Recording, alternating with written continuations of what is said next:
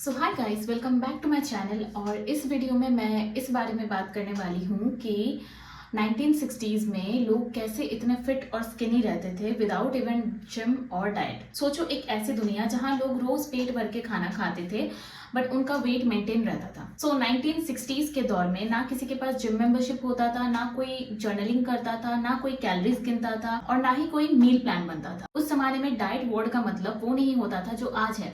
उनके लिए डाइट का सिंपल मतलब ये था कि जो आप खाते हो। कोई भी फॉरबिडन फूड्स नहीं था, कोई पॉइंट्स नहीं था और ना ही कोई बिफोर एंड आफ्टर पिक्चर्स लेता था। तो उस जमाने में उनके पास 10 ऐसी हैबिट्स थी जो इतनी ऑर्डिनरी थी कि उनको कभी उन्होंने नाम देने का सोचा ही नहीं। हर कोई ऐसे ही खाता था। फिर क्या, फिर अचानक से कुछ बदला, ठीक है, लोगों में नहीं बट हमारे फूड सिस्टम में बदला। और ये वीडियो उसी चेंज के बारे में है। तो without any further delay let's directly jump into the video. तो सबसे पहले स्टार्ट करते हैं हैबिट नंबर 10 से, ठीक है। तो हैबिट नंबर 10 ये थी कि दे नेवर स्नैक्ड, ओके। वो कभी स्नैकिंग नहीं करते थे। 60s में किचन का एक बड़ा रूल था कि आपको बस मील्स ही खाना है और वो टाइम पर खाना है। मील्स के बीच में किचन कोई ऐसी जगह नहीं थी जहां आप कभी भी जाओ और कबर्ड खोलो, फ्रिज खोलो और मंचिंग करने लग जाओ, ठीक है। तो 1960s में अमेरिकन स्नैक फूड इंडस्ट्री जो थी वो ना के बराबर थी। डोरिटोज 1966 में आया और प्रिंगल्स 1968 में। उससे पहले ऐसी कोई कैटेगरी ही नहीं थी और आज ये इंडस्ट्री ये कैटेगरी पूरा 108 बिलियन डॉलर की हो चुकी है। और ये इंडस्ट्री ने लोगों के अंदर पहले एक ऐसा भूख क्रिएट करवाया, एक ऐसा हंगर क्रिएट करवाया जिससे आपको स्नैकिंग जरूरी लगने लगे और उसी भूख को मिटाने के लिए ये अपना प्रोडक्ट बेचने लगे। तो ये ग्रेजिंग लाइफस्टाइल कोई बायोलॉजिकल चीज नहीं है, इसे एक बिजनेस मॉडल की तरह इन्वेंट किया गया। तो पहले के लोगों के पास ना ये प्रोडक्ट था ना ही ये problem. Now let's talk about habit number 9, okay, the real breakfast. तो उस दौर में आपका सुबह का स्टार्ट ही होती थी एक रियल ब्रेकफास्ट। तो बटर टोस्ट पर अंडे तोड़कर डाले जाते थे और किचन से कॉफी और गर्म ब्रेड की खुशबू आने लगती थी, ठीक है। ऐसी होती थी मॉर्निंग। और इसे कोई मॉर्निंग रिचुअल नहीं कहता था, ये बस आपका दिन स्टार्ट करने का एक नॉर्मल तरीका था बिना कोई प्रोटीन सप्लीमेंट। और आज का जो breakfast on the go market है वो 35 बिलियन डॉलर का हो चुका है। और जिन प्रोडक्ट्स को इसने रिप्लेस किया वो उसकी कॉस्ट बहुत ही कम थी, लाइक 2 अंडा एंड 1 ग्लास दूध, जिसमें कोई कुछ खास रैपर भी नहीं होते थे, कोई इंग्रेडिएंट्स पैनल नहीं होता था और ना ही कोई मार्केटिंग बजट होता था, ठीक है। बट अकॉर्डिंग टू साइंस आपको जो होल फूड्स वाले जो प्रोटीन है उससे आपको बहुत देर तक सेशिएटेड फील होता है। और यही रीजन थी कि पहले लोग 2 अंडा या 3 अंडा और 1 ग्लास दूध में भी घंटों तक कंफर्टेबल रहते थे। साइंस ने भी ये कंफर्म किया है कि जो प्रोटीन होल फूड से मिलता है वो आपका प्रोसेसिंग ब्रेकफास्ट ऑप्शन से बहुत ज्यादा अच्छा हार्मोनल रिस्पॉन्स देता है और आपका पेट भी ज्यादा देर तक भरा रहता है। तो इसलिए उनको कोई क्लिनिकल स्टडीज की जरूरत नहीं पड़ती थी, उनका एपेटाइटिस उन्हें सब कुछ बता देता था, ठीक है। अब बात करते हैं हैबिट नंबर 8 के बारे में। Their plates were smaller, okay. उनकी प्लेट्स छोटी होती थी। तो पहले के जो प्लेट्स होते थे ना वो 9 इंचेस की होती थी। आप इन सबको आज भी कोई एंटिक शॉप में जाओगे तो वहां पे देख सकते हो। और आज के दिन में हमारे मॉडर्न टेबल्स में जो प्लेट्स होती है वो साइज में काफी बड़ा होता है। यहाँ का स्टैंडर्ड डिनर प्लेट्स होता है 12 इंचेस का, ठीक है। तो 12 इंचेस मतलब आप सोच लो कि 3 इंचेस का डायमीटर में फर्क है, जो कि पहले से काफी बड़ी है। इसका मतलब है 50% से ज्यादा सरफेस एरिया आपको मिल रहा है। और इस पर कुछ रिसर्चेस भी हुई है, इसको कुछ डॉक्यूमेंट्स भी किया गया है जिसको पोर्शन साइज इफेक्ट बोलते हैं। और ये स्टडी ये कहती है कि जब लोगों को ज्यादा सर्व किया जाता है तो वो ज्यादा फूड कंज्यूम करते हैं, चाहे उनको सच में उतनी भूख हो या ना हो। तो प्लेट एक ऐसा क्यू है, लाइक एक इंडिकेशन है जिसे स्टमक से पहले हमारा ब्रेन रीड करता है। उस टाइम में किचन में किसी को ऐसा नहीं फील होता था कि उन्हें कम खाना मिल रहा है, ठीक है, क्योंकि प्लेट अगर भरी रहती थी ना तो दिमाग को एक मैसेज जाती थी कि हाँ, मतलब सही मैसेज जाती थी। और पहले का जो लार्ज पोर्शन होता था ना उसे आज कोई भी रेस्टोरेंट स्मॉल बोलेगा। और उस टाइम ना लोगों ने कभी खाना खत्म करके ये नहीं सोचा कि उनको खाना कम मिला हुआ था। इसको जब तक बड़ा पैसा नहीं देखा गया उस टाइम तक इसको किसी ने बदला नहीं, ठीक है। अब बढ़ते हैं हैबिट नंबर 7 की तरफ, जो था 3 fixed meals every day, okay. 3 fixed meals रोज। तो पहले के दौर में जब दोपहर में उनकी फैक्ट्री में विसल बजती थी उसी टाइम में मतलब 12 बजे सब लोग अपना काम रोक देते थे और बच्चों को भी उसी टाइम पे घर पे खाना मिलता था। और दिन में 3 फिक्स्ड पॉइंट्स होते थे। ब्रेकफास्ट सुबह 7 बजे, लंच दोपहर को और डिनर शाम के 6 बजे। और उन 3 फिक्स्ड पॉइंट्स के बीच में कुछ नहीं होता था। कुछ नहीं खाया जाता था ऐसा कुछ स्पेशल स्नैकिंग एंड ऑल। और ये कोई विल पावर की बात नहीं थी, ये बस इसलिए था क्योंकि उस टाइम तक खाने के बीच में स्नैकिंग और दोबारा खाने को नॉर्मलाइज नहीं किया गया था। And according to one research, consistent meal timing से आपका ओवरऑल कैलोरिक इंटेक कम होता है और आपका मेटाबॉलिक फंक्शन भी बढ़ता है। एंड सबसे इम्पॉर्टेंट बात, ये सारी बेनिफिट्स जो है बिना किसी डाइटरी रेस्ट्रिक्शंस के मिलते हैं। तो बॉडी प्रेडिक्टेबिलिटी के हिसाब से ऑप्टिमाइज हो जाती है एंड पहले के लोगों के पास वो प्रेडिक्टेबिलिटी सालों तक रहती थी और उन्हें इंट्यूटिव ईटिंग का कॉन्सेप्ट बड़ा कंफ्यूजिंग लगता था, बिकॉज उन्हें दोपहर को लंच और शाम को 6 बजे ही भूख लगती थी डिनर के लिए, बिल्कुल कल की तरह। ठीक है, तो मील रिप्लेसमेंट कब से होने लगा? तो 1977 में एक स्लिम फास्ट करके चीज लॉन्च हुआ, उसी साल जब लो फैट डाइटरी का गाइडलाइंस आई थी। और वो आया इस प्रॉमिस के साथ कि आप अपना मील्स को आप आपका कोई एक मील को एक शेक से रिप्लेस कर सकते हो, ऐसा कुछ। ठीक है, आज ये मील इंडस्ट्री $16 बिलियन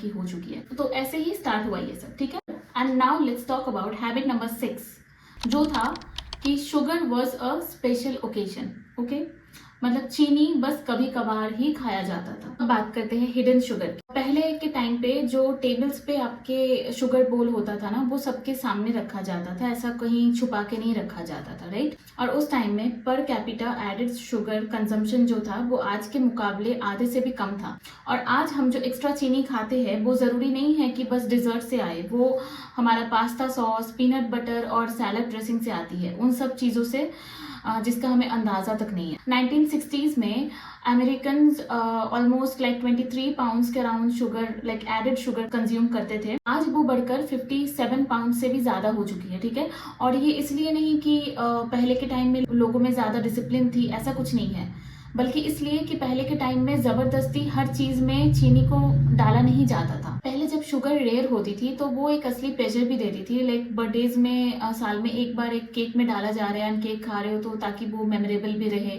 तो ये था कि शुगर बहुत ही ओकेजन बेस्ड होता था और बहुत ही रेयरली हर एक ओकेजन में शुगर नहीं यूज होता था। Now let's talk about habit number 5, और वो है बस वाटर एंड दूध का यूज करना। उस जमाने में अडल्ट्स के लिए पानी होता था डिनर टेबल पे और बच्चों के लिए दूध, और डिनर के बाद कॉफी, या तो ब्लैक या फिर थोड़ी सी रियल क्रीम डालकर। ओके, सोडा तब भी एग्जिस्ट करती थी, बट वो एक 0.19 लाइक 6.3 आउंस के बॉटल में मिलता था, जिसमें बस 161 कैलोरी रहते थे। ठीक, और आज की स्टैंडर्ड बढ़ के हो चुकी है 20 आउंस का, जो कि 500 ml से थोड़ा ज्यादा होता है, तो जिसमें 241 कैलोरीज होती है। आज ग्लोबल बेवरेज इंडस्ट्री, जिसमें सॉफ्ट ड्रिंक्स, एनर्जी ड्रिंक्स, स्वीटन कॉफी और फ्लेवर्ड वाटर्स आता है, वो $300 बिलियन से भी बढ़ चुकी है। ठीक है, इस इंडस्ट्री के हर एक डॉलर ने किसी ऐसी चीज का स्पेस लिया है जो या तो पहले फ्री में मिल जाती थी या फिर बहुत ही सस्ती थी। पानी का कोई ट्रेडमार्क नहीं होता है, इसलिए उनको नए नए चीज इन्वेंट करने पड़े। नाउ लेट्स टॉक अबाउट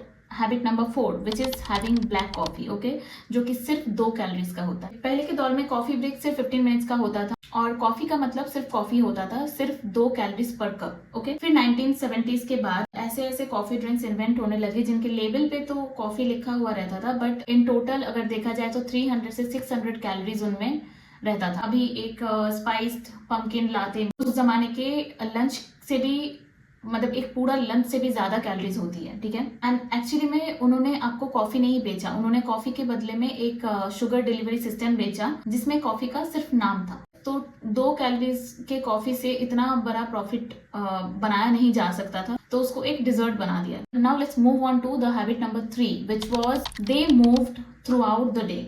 वो पूरे दिन एक्टिव रहते थे। पहले के जमाने में एक्सरसाइज वर्ड का कुछ अलग ही मतलब होता था, लाइक एक आम आदमी के लिए ऐसी कोई स्पेशल कैटेगरी नहीं थी, अलग से कुछ एक्सरसाइज या वर्कआउट मतलब रेयरली करते थे, आप बस अपनी जिंदगी जीते थे। एक आम आदमी का दिन का मतलब होता था कि अपना बेड ठीक करना, लॉन्ड्री करना, लॉन्ड्री के लाइन पे रखना, मतलब सुखाना, एंड पैदल चलकर मार्केट जाना, ग्रोसरी शॉपिंग करना, बेकरी जाना, सब कुछ अपने हाथ से उठाकर घर लेके आना। एंड डिनर बनाने का मतलब होता था कि किचन में सीधा 2 घंटा खड़े रहना, एंड उसके साथ साथ बाकी सारा कुछ काम वाम करना जो भी है। None of it was scheduled and कोई इसे वर्कआउट नहीं कहता था। तो रिसर्च के मुताबिक non exercise activity thermogenesis, which is a term called NEAT, ये क्या होता है, ये आपका इस प्रोसेस में क्या होता है, वो कैलोरीज बर्न होती है जो आपका डेली आर्म मूवमेंट से बर्न हो सकती है, वही हमारी बॉडी की मेजर एनर्जी कंज्यूम करता है। पहले के लोग ये सारी कैलोरीज बर्न कर लेते थे बिना किसी जिम मेंबरशिप के। उन्हें किसी स्टेप काउंटर की जरूरत नहीं थी, उनके पास पैदल चलने की बहुत रीजंस थे। आज वही फिटनेस इंडस्ट्री जो $35 बिलियन की हो चुकी है, वो आपको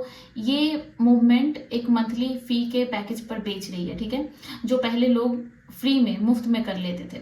अब आई एम नॉट सेइंग कि उस टाइम पे कोई एक्सरसाइज नहीं करता था। उस टाइम पे भी कुछ एस्थेटिक्स रीजंस की वजह से, लाइक अगर किसी को बल्कि दिखना है, किसी को मसल्स गेन करने हैं, एक्टर एक्ट्रेसेस जो होती थी या फिर मॉडल्स होती थी, उनको अगर मस्कुलर मसल्स गेन करना होता था तो in that case they used to also do. It's not like I am not neglecting, but staying fit, becoming skinny, staying lean, normal, जो ये आज का आपको एक मंथली पैकेज पे मिलता है, उस टाइम पे लोग वो फ्री में कर लेते थे। Now let's move on to habit number 2, which is they cooked everything from scratch. वो सब कुछ अपना खाना खुद से बनाते थे। उस जमाने के किचन में, पैंट्री के अंदर flower, butter, eggs, potatoes, onions और सीजनल सब्जियां होती थी, ठीक है। इन सबको प्रिपेयर करने में टाइम लगता था और यही उनकी सबसे बड़ी प्रोटेक्शन थी। तो जब आप खाना खुद से बनाते हो ना, तो उसमें हाई फ्रुक्टोज वाला कॉर्न सिरप या फिर मॉडिफाइड स्टार्च नहीं होता है, क्योंकि आपने उसे यूज नहीं किया अपने किचन में, राइट।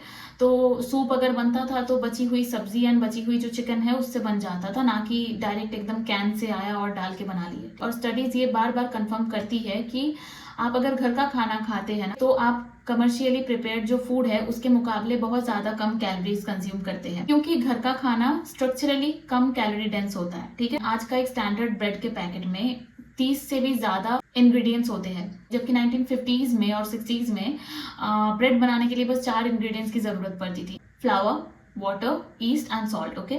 और लोग ब्रेड एंड बटर दोनों खाते थे, फिर भी फिट रहते थे ना। घर का खाना मीन्स ये नहीं हो सकता है कि आप घर में पूरी तल के खा रहे हो, एकदम रोज बटर पनीर, मटर पनीर, एकदम तेल मसाला डाल के डीप फ्राई करके खा रहे हो, फिर आप बोल रहे हो कि हम भी घर का खाना खाते हैं बट कहाँ फिट रहते हैं। घर का खाना मतलब लो कैलोरी डेंस। अभी तो बाहर से आप कुछ लाओगे भी, उसमें ही इतना चीज़ें, मतलब इतना मिलावट रहती है, तो उसमें ऑलरेडी आपका high calorie and calorie dense रहता है वो ऑलरेडी। तो घर का खाना में भी क्या खा रहे हो, उस टाइम पे बहुत ज़्यादा सिंपल एंड घर की चीज़ों से, नॉर्मल चीज़ों से ज़्यादा वैरायटी ऑफ चीज़ें नहीं बनती थी, तो ऐसा था उस टाइम का। Now let's move on to habit number 1, which is they ate real fat, okay. वो ओरिजिनल फैट खाते थे, और ये एक ऐसी चीज है जिसको फूड इंडस्ट्री सबसे ज्यादा चाहती है कि आप भूल जाओ। पहले के लोग असली फैट खाते थे, कुकिंग बटर में होती थी, कॉफी में रियल मिल्क या रियल क्रीम डाला जाता था, हर चीज में होल मिल्क होता था, एंड वो उसे रोज खाते थे एंड फिर भी फिट रहते। लेकिन 1977 में एक मेजर बदलाव आया, चेंज, जिससे ये डाइटरी गाइडलाइंस निकली कि लोगों को अपना फैट कंजम्पशन कम कर देना चाहिए। तो फूड इंडस्ट्री का जो रिस्पांस था वो ये नहीं था कि वो खाने को बेहतर बनाए, वो उसके लो फैट करने के बदले में उन्होंने उसमें बहुत सारा प्रोसेस्ड कार्ब्स और शुगर को इंक्लूड कर दिया। तो इसी से फिर धीरे धीरे सारा आपका फूड बन गया processed. Even though you are consuming low fat food, it's like all processed, it's, if you look at the other ingredients, it's all like either processed carbs, and mix of so many things, okay। ये था habit number 1 कि वो लोग real fat खाते थे, असली fat. So conclusion यही है कि जब मैं इस चीज पे थोड़ा रिसर्च करने लग रही थी, तो मुझे लग रहा था कि पहले के टाइम पे जो ऐसे 60s में आप मॉडल्स देख लो, एंड अगर आप कंपेयर करो ना आज के जनरेशन से, नॉर्मल इंसान से भी, आज का जनरेशन एक गांव में भी रहता है तो बहुत अनफिट दिखता है। तो पहले के ज़माने में ऐसे नॉर्मल लोग इतना ओबीज नहीं थे, ओके। तो इस चीज़ पे जब मैं रिसर्च कर रही थी तो मुझे लग रहा था कि मे भी पहले के लोगों में बहुत ज़्यादा डिसिप्लिन होता होगा या फिर बहुत ज़्यादा विल पावर होता होगा, बट टाइमलाइन कुछ और ही बता रही है। टाइमलाइन के हिसाब से जो पता चलता है वो ये है कि उस टाइम पे कोई ऐसा सिस्टम नहीं था जो भूख के बेसिस पर पैसा कमाता हो।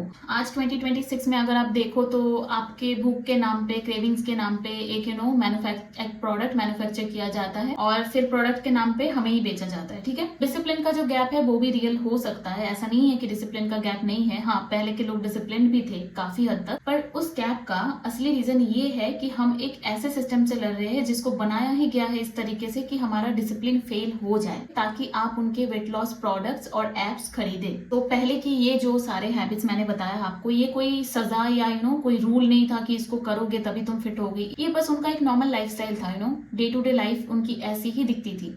तो like it was just a normal Tuesday. Okay, so guys, that was all for this video. I wanted to share the habits which I had researched and I hope इससे थोड़ा सा आपको आइडिया मिलेगा कि आप कैसे अपना लाइफस्टाइल को थोड़ा सुधारें ये हैबिट्स फॉलो करके। एंड आप ज़रूर इम्प्रूवमेंट देखोगे अगर आप ये चीज़ें फॉलो करने लग जाओगे, क्योंकि अभी के ज़माने में आपको ये डेली आपका ये रूटीन नहीं है, तो आपको ये सारे हैबिट्स इसको लाना है थोड़ा सा डिसिप्लिन के तरीके से। अब आप ऐसे नॉर्मली तो नहीं हो सकता ना कि आप ब्रेड जाके घर पे बनाओ, it's not like that feasible. But बाकी सारा जो हैबिट्स है वो आप इंक्लूड करो अपने डे टू डे लाइफ में and try to follow at least 7 to 8 of them and yeah, you will definitely see some changes, okay, even without going to a gym or taking some membership anywhere. I hope you like this video, and if you have liked this video then please do not forget to subscribe to my channel, like this video, and I'll see you in my next video. Till then, bye bye, take care.